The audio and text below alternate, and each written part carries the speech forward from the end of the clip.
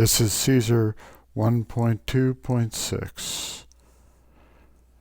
In proportion to the population of people, however, and in proportion to their fame of warfare and of their courage, all right?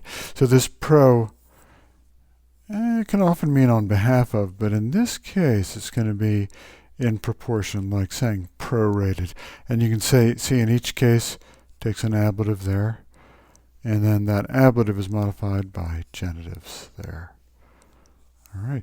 Fortitudo, this is one of those abstract nouns. Tudotudinous, always feminine. Abstract nouns, tudotudinous, always feminine. Fortitudo, fortitudinous.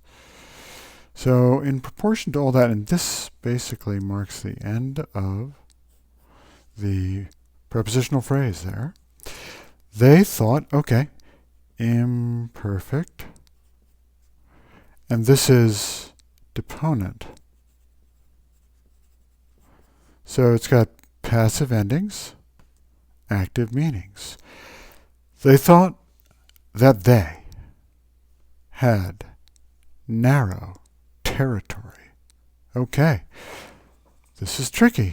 This is a construction here. Verb of thinking, seeing, saying, and then an infinitive with a subject accusative. Verb infinitive, subject accusative. This is indirect statement.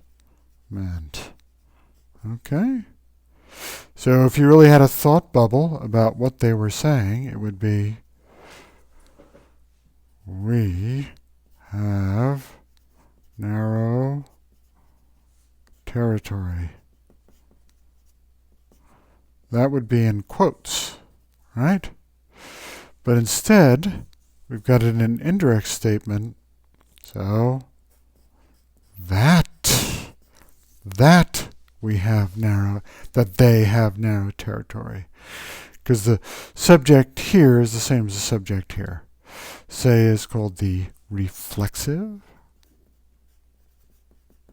pronoun. Reflexive pronoun there. It reflects back to subject to the verb. They thought they had narrow territory. And this fines is then the antecedent of qui. Goes over here. Territory which extended or stretched in length. Let's see, 100, 200 plus 50 minus 10, 240. 240 there. It stretched 240 thousands of paces. And this is basically a Roman mile. 1,000 passum, whatever that is. So they would measure by how far they had walked, of course. And in width, see longitude, latitude, in width, let's see, 100, 50, 10, 10, 10, 180 miles. So their territory is 240 by 180. They just don't think that's a lot of territory to live in. They have expansionist ambitions.